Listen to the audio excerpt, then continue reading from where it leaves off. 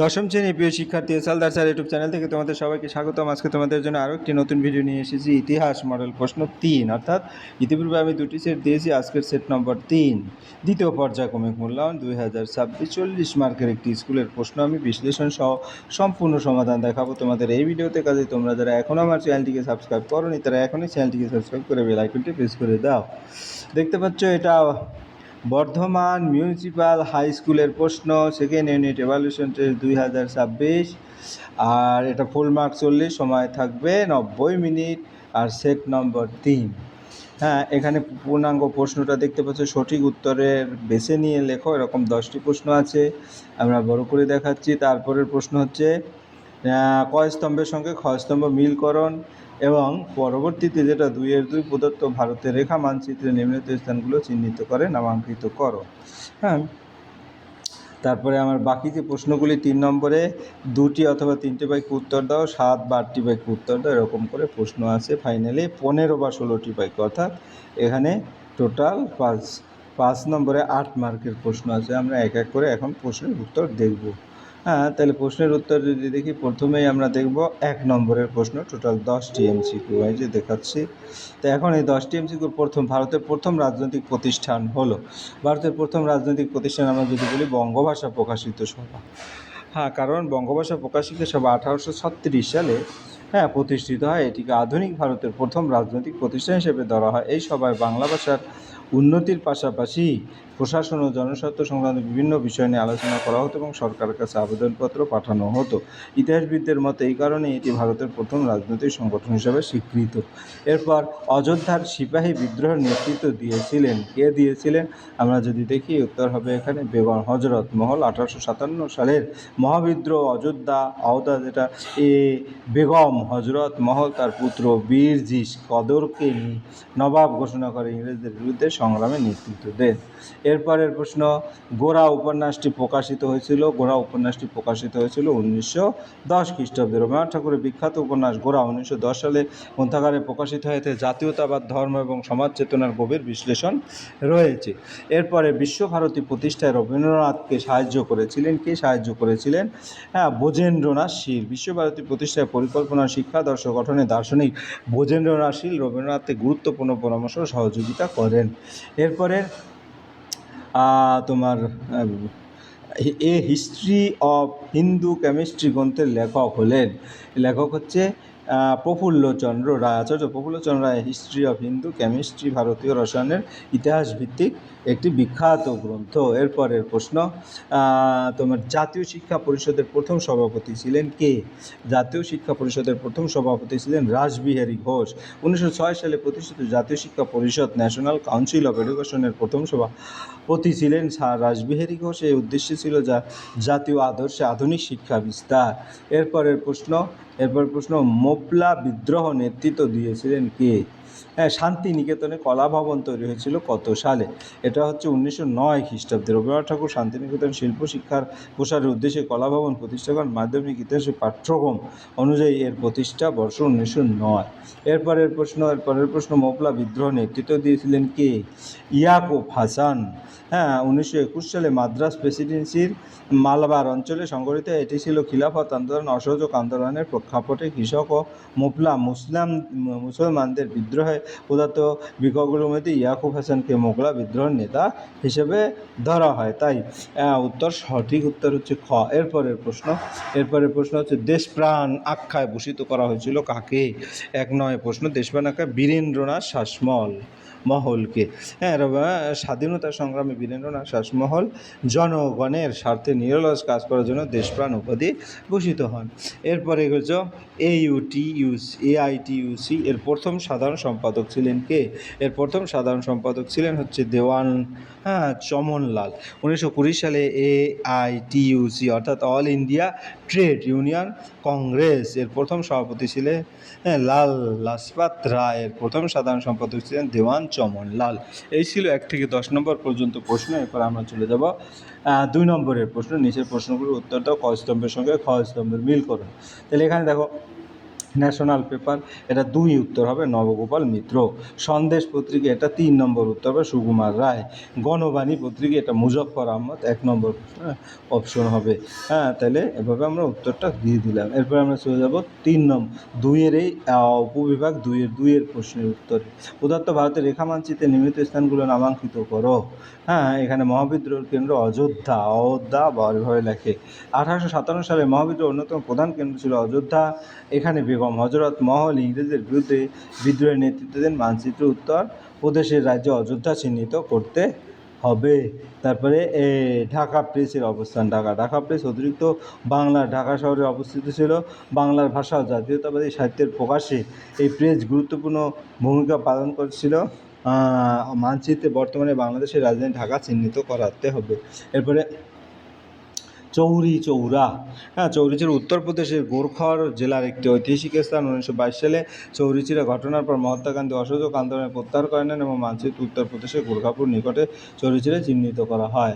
আমরা যদি মানচিত্রটি চিহ্নিত করে দেখে আসি, তাহলে এই যে দেখো এখানে 3টা চিহ্নিত করা আছে। তাহলে তোমার আলাদা আলাদা 3টা, এখানে একটা, এখানে একটা, এখানে একটা, ঠিক আছে। তাহলে প্রথমটা, দ্বিতীয়টা, তৃতীয়টা। এরপর আমরা চলে যাবো 3 নম্বরের প্রশ্ন। 3 নম্বরের প্রশ্ন কি বলেছে? 3 নম্বরের প্রশ্ন বলেছে 2টি অথবা 3টি বাক্যে নিম্নলিখিত প্রশ্নগুলোর উত্তর দাও। মহারানীর ঘোষণাপত্রকে হাফ টার্ন ব্লক বলতে কি বুঝো? জাতীয় শিক্ষা পরিষদের গঠনের উদ্দেশ্য কী ছিল? একা আন্দোলন করে কোথায় হয়েছিল? কবে কোথায় হয়েছিল? কংগ্রেস সমাজতন্ত্রী দলের উদ্দেশ্য কী ছিল? আমরা উত্তর দিই এক এক করে। মহারানীর ঘোষণাপত্র কী ছিল? 1858 সালের 1 নভেম্বর ব্রিটেনের রানী ভিক্টোরিয়া একটি ঘোষণাপত্র প্রকাশ করেন, যা মহারানীর ঘোষণাপত্র নামে পরিচিত। আসলে আমরা যদি একটু মূল বিষয় জানি, ইস্ট ইন্ডিয়া কোম্পানির শাসনের অবসান ঘটিয়ে ভারতের শাসনভার ব্রিটিশ রাজতন্ত্রের হাতে তুলে দেওয়া হয়। ভারতীয়দের ধর্মে হস্তক্ষেপ না করার প্রতিশ্রুতি দেওয়া হয়। যোগ্যতার ভিত্তিতে সরকারি চাকরিতে ভারতীয়দের সুযোগ দেওয়ার কথা বলা হয়। দেশীয় রাজাদের অধিকার ও মর্যাদা রক্ষার আশ্বাস দেওয়া হয়। পরের প্রশ্ন, হাফটোন ব্লক বলতে কি বুঝো? হাফটোন ব্লক হলো এমন একটি মুদ্রণ প্রযুক্তি যার মাধ্যমে আলোকচিত্র বা ছবিকে অসংখ্য ক্ষুদ্র বিন্দুর সাহায্যে ছাপানো হয়। এটা যদি আরও ডিটেলস পড়তে চাও, এখানে আমি ডিটেলস দিয়ে দিয়েছি, তোমরা ভালো করে পড়ে নেবে। এরপরে 3 হচ্ছে জাতীয় শিক্ষা পরিষদ গঠনের উদ্দেশ্য কী ছিল? 1906 সালে স্বদেশী আন্দোলনের সময় জাতীয় শিক্ষা পরিষদ গঠিত হয়। উদ্দেশ্য জাতীয় আদর্শে শিক্ষা প্রদান করা, বিজ্ঞান ও কারিগরি শিক্ষার প্রসার ঘটানো, ব্রিটিশ নিয়ন্ত্রিত শিক্ষা ব্যবস্থার বিকল্প গড়ে তোলা এবং দেশপ্রেম ও জাতীয় চেতনার বিকাশ ঘটানো। পরের প্রশ্ন, একা আন্দোলন কবে কোথায় হয়েছিল? একা আন্দোলন শুরু হয় 1921 সালের উত্তরপ্রদেশে হারদাই, সীতাপুর, বারাবাঁকি এবং বাইরাইস অঞ্চলে। কৃষকদের বৈশিষ্ট্য হচ্ছে আন্দোলন ছিল, নেতৃত্বে ছিলেন মাদারি পাশি, জমিদারদের অত্যাচার, অতিরিক্ত খাজনার বিরুদ্ধে আন্দোলন করা হয়। এরপরের প্রশ্ন হচ্ছে কি, কংগ্রেস সমাজতন্ত্রী দলের উদ্দেশ্য কী ছিল? আমরা যদি দেখি কংগ্রেস সমাজতন্ত্রী দলের উদ্দেশ্য, তাহলে সমাজতন্ত্রী সমাজ প্রতিষ্ঠা করা, কৃষক ও শ্রমিকের অধিকার রক্ষা করা, অর্থনৈতিক ও সামাজিক বৈষম্য দূর করা, তারপর কংগ্রেসের ভিতরে থেকে স্বাধীনতা আন্দোলনকে শক্তিশালী করা। এরপরের প্রশ্ন আমাদের 4 নম্বরের প্রশ্ন। যদি বলি 4 নম্বরের প্রশ্নটা একটু দেখে আসি। হিন্দু মেলার উদ্দেশ্য ও গুরুত্ব বর্ণনা করব। তাহলে 1867 সালে 12 এপ্রিল কলকাতায় নবগোপাল মিত্রের উদ্যোগ এবং রাজনারায়ণ বসু ঠাকুর পরিবারের সহযোগিতায় হিন্দু মেলা প্রতিষ্ঠিত। এর উদ্দেশ্য ছিল ভারতীয়দের মধ্যে জাতীয়তাবাদ ও স্বদেশপ্রেম জাগিয়ে তোলা। হিন্দু মেলার উদ্দেশ্য ভারতীয়দের মধ্যে জাতীয়তাবাদ ও স্বদেশপ্রেম সৃষ্টি করা, স্বদেশী শিল্প সাহিত্য ও সংস্কৃতির উন্নতি ঘটানো, দেশি শিল্প এবং কুটির শিল্প দেশীয় পণ্য ব্যবহারে মানুষকে উৎসাহিত করা, ভারতীয়দের শারীরিক শক্তি এবং স্বাস্থ্য উন্নতি করার জন্য ব্যায়াম ও খেলাধুলার প্রসার ঘটানো, দেশের ঐতিহ্য, ইতিহাস এবং সংস্কৃতির প্রতি মানুষের আগ্রহ বৃদ্ধি করা। তারপরে হিন্দু মেলার গুরুত্ব ভারতীয়দের মধ্যে জাতীয় চেতনার বিকাশ ঘটায়, স্বদেশী আন্দোলনের ভিত্তি গড়ে তোলে, দেশীয় শিল্প ও সংস্কৃতির প্রতি মানুষের আগ্রহ বৃদ্ধি পায়, স্বাধীনতা আন্দোলনের জন্য নতুন প্রজন্মকে অনুপ্রাণিত করে। হিন্দু মেলা ছিল ভারতের প্রথম সাংস্কৃতিক জাতীয়তাবাদী আন্দোলনের অন্যতম কেন্দ্র। এটি পরবর্তী স্বদেশী আন্দোলনের পথ প্রস্তুত করেছিল। এরপরের প্রশ্ন হচ্ছে কি, বাংলায় বিজ্ঞান শিক্ষার বিস্তারে বসু বিজ্ঞান মন্দিরের অবদান বর্ণনা করো। বিশিষ্ট বিজ্ঞানী স্যার জগদীশচন্দ্র বসু 1917 সালে কলকাতায় বসু বিজ্ঞান মন্দির প্রতিষ্ঠা করেন। এটি ভারতের অন্যতম প্রাচীন বৈজ্ঞানিক গবেষণা প্রতিষ্ঠান। বসু বিজ্ঞান মন্দিরের অবদান বাংলায় উচ্চমানের বৈজ্ঞানিক গবেষণাগার সুযোগ সৃষ্টি করে, উদ্ভিদবিদ্যা, পদার্থবিদ্যা, জীববিদ্যা, রসায়ন বিষয়ক গবেষণার প্রসার ঘটায়, ভারতীয় ছাত্রছাত্রী গবেষকদের বিজ্ঞান চর্চার উৎসাহিত করে, বিদেশি পরিবর্তে দেশেই গবেষণার পরিবেশ গড়ে তোলা, বিজ্ঞানকে সাধারণ মানুষের কাছে জনপ্রিয় করে তোলা, ভারতীয় বিজ্ঞানীদের আন্তর্জাতিক স্তরে গবেষণার সুযোগ বৃদ্ধি করা। গুরুত্ব যদি বলে, বিজ্ঞান চর্চার ক্ষেত্রে ভারতকে আত্মনির্ভর করতে সাহায্য করে, আধুনিক বৈজ্ঞানিক গবেষণার নতুন যুগের সূচনা করে। বসু বিজ্ঞানের মন্দির বাংলায় বিজ্ঞান শিক্ষা গবেষণাগার বিকাশে অসামান্য অবদান রয়েছে এবং আজও দেশের অন্যতম প্রধান গবেষণা প্রতিষ্ঠান। এরপরের প্রশ্ন কি বলেছে, ভারত ছাড়ো আন্দোলনে কৃষক আন্দোলনের বর্ণনা দাও। ভারত ছাড়ো আন্দোলন 1942 সালে ভারত ছাড়ো আন্দোলনে কৃষক সমাজ সক্রিয়ভাবে অংশগ্রহণ করে। বিভিন্ন প্রদেশে কৃষকেরা ব্রিটিশ সরকারের বিরুদ্ধে গণ আন্দোলন গড়ে তোলে। কৃষক আন্দোলনের বিবরণ: কৃষকের খাজনা প্রদান করার আন্দোলন শুরু হয়। তারপর বহু স্থানে থানা, ডাকঘর এবং সরকারি অফিসে আক্রমণ চালায়। রেল লাইন, টেলিগ্রাফ, যোগাযোগ ব্যবস্থা নষ্ট করে ব্রিটিশ প্রশাসনকে দুর্বল করার চেষ্টা করে। বাংলা তমলুক তাম্রলিপ্তি জাতীয় সরকার গঠিত এবং যেখানে কৃষকদের সক্রিয় অংশগ্রহণ তো ছিল। তারপরে গেল মহারাষ্ট্রের সাতরা অঞ্চলের প্রতি সরকার প্রতিষ্ঠিত হয়। বিহার, উত্তরপ্রদেশ, বাংলা ও মহারাষ্ট্রের কৃষকদের ব্যাপক অংশগ্রহণে আন্দোলনে শক্তিশালী করে। আর গুরুত্ব যদি বলি, স্বাধীনতা আন্দোলন গণ আন্দোলন রূপ লাভ করে, ব্রিটিশ শাসনের ভিত দুর্বল হয়ে পড়ে। উপসময়: ভারত ছাড়ো আন্দোলন কৃষকদের সক্রিয় অংশগ্রহণ স্বাধীনতা সংগ্রামকে আরও শক্তিশালী করে এবং ব্রিটিশ সরকারের উপর প্রবল চাপ সৃষ্টি করে।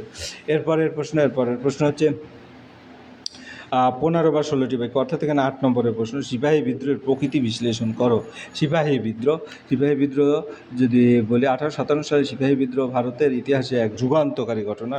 10ই মে 1857 সালে মিরাটে এবং এই বিদ্রোহের সূচনায় দ্রুত দিল্লি, কানপুর, লখনউ, ঝাঁসি, তারপরে গোলিয়র প্রভৃতি অঞ্চলে ছড়িয়ে পড়ে। এই বিদ্রোহের প্রকৃতি নিয়ে ইতিহাসবিদদের মধ্যে মতভেদ রয়েছে। সিপাহী বিদ্রোহের প্রকৃতি: সিপাহীদের বিদ্রোহ সূচনা করেছিল ভারতীয় সিপাহীরা। এনফিল্ড রাইফেলের কার্তুজে গরু ও শূকরের চর্বি ব্যবহারের অভিযোগ ছিল তাৎক্ষণিক কারণ। সমাজতান্ত্রিক বিদ্রোহ: ডালহৌসির সত্যবিলোপ নীতির ফলে বহু দেশীয় রাজা জমিদার ক্ষতিগ্রস্ত হন, তাই নানা সাহেব, রানী লক্ষ্মীবাঈ বেগম, হজরত মহল প্রমুখ বিদ্রোহ যোগ দেন। গণবিদ্রোহ: অনেক কৃষক, কারিগরি, সাধারণ মানুষ, ধর্মীয় নেতারাও এই বিদ্রোহে অংশ নেন, তাই একে আংশিক গণবিদ্রোহ বলা হয়। জাতীয় বিদ্রোহ: বিনায়ক দামোদর সাভারকার এই বিদ্রোহকে ভারতের প্রথম স্বাধীনতা যুদ্ধ বলে অভিহিত করেন। সীমাবদ্ধ বা সমগ্র ভারত বিদ্রোহে অংশগ্রহণ করেনি। দক্ষিণ ভারত, পাঞ্জাব এবং বাংলার অনেক অঞ্চল শান্ত ছিল, ঐক্যবদ্ধ নেতৃত্বের অভাব ছিল। ইতিহাসবিদদের মতামত: ভিভি সাভারকার প্রথম স্বাধীনতা যুদ্ধ। আর.সি. মজুমদার: এটি সর্বভারতীয় জাতীয় আন্দোলন ছিল না। এস.এন. সেন: এটি স্বাধীনতার জন্য গুরুত্বপূর্ণ সংগ্রাম। বিপিনচন্দ্র: এটি ছিল বহু শ্রেণীর মানুষের অংশগ্রহণে সংগঠিত একটি বৃহৎ বিদ্রোহ। উপসংহারে যদি বলি, সিপাহী বিদ্রোহের জাতীয়তাবাদের পূর্ণ বিকাশ না ঘটলে এটি ব্রিটিশ শাসনের বিরুদ্ধে ভারতের প্রথম বৃহৎ সশস্ত্র আন্দোলন, পরবর্তী স্বাধীনতা আন্দোলনের ভিত্তি গঠন করা গুরুত্বপূর্ণ ভূমিকা ছিল। রবীন্দ্রনাথ ঠাকুরের শান্তিনিকেতনের ভাবনা ও বিশ্বভারতী গঠনের উদ্দেশ্য বর্ণনা করো। কবি রবীন্দ্রনাথ ঠাকুর এমন একটি শিক্ষা ব্যবস্থা গড়ে তুলতে চেয়েছেন যেখানে শিক্ষার্থীদের প্রকৃতির সান্নিধ্যে স্বাধীনভাবে শিক্ষা লাভ করবে। এই ভাবনা থেকে শান্তিনিকেতনের পরে বিশ্বভারতী প্রতিষ্ঠা। শান্তিনিকেতনের ভাবনা: প্রকৃতির কোলে শিক্ষা, খোলা আকাশের নিচে গাছের ছায়া, পাঠদানের ব্যবস্থা করা, স্বাধীন শিক্ষার পরিবেশ, মুখস্থ বিদ্যার পরিবর্তে পর্যবেক্ষণ, চিন্তাশক্তি ও সৃজনশীলতার উপর গুরুত্ব দেওয়া। তারপর শিল্প সংস্কৃতির বিকাশ: সঙ্গীত, নৃত্য, চিত্রকলা, সাহিত্য, নাট্যচর্চার ব্যবস্থা করা হয়। জাতি, ধর্ম, বর্ণের ভেদাভেদ দূর করে বিশ্ব মানবতার শিক্ষা দেওয়া হয়। বিশ্বভারতী গঠনের উদ্দেশ্য: প্রাচ্য এবং পাশ্চাত্য সংস্কৃতির মিলন ঘটানো, আন্তর্জাতিক মানের শিক্ষাকেন্দ্র গড়ে তোলা, গবেষণা উচ্চশিক্ষার প্রসার ঘটানো, ভারতীয় সংস্কৃতি ঐতিহ্যকে বিশ্বের কাছে তুলে ধরা, বিশ্ব ভ্রাতৃত্ব মানবতার আদর্শ প্রতিষ্ঠা করা। গুরুত্ব: ভারতের শিক্ষাক্ষেত্রে নতুন দৃষ্টিভঙ্গির সূচনা হয়। বহু দেশি বিদেশি ছাত্র শিক্ষক এখানে শিক্ষা গবেষণায় অংশগ্রহণ করে। শিল্প, সাহিত্য ও সংস্কৃতির বিকাশে বিশ্বভারতী বিশেষ ভূমিকা পালন করে। উপসংহারে বলি, রবীন্দ্রনাথ ঠাকুরের শান্তিনিকেতন বিশ্বভারতী আজও বিশ্ব মানের শিক্ষা, মানবতা ও সাংস্কৃতিক আদর্শের প্রতীক হিসাবে প্রতিষ্ঠিত। সর্বশেষ প্রশ্ন, অসহযোগ আন্দোলনের প্রাথমিক আন্দোলন বিবরণ অসহযোগ আন্দোলনের শ্রমিক আন্দোলনের বিবরণ দাও।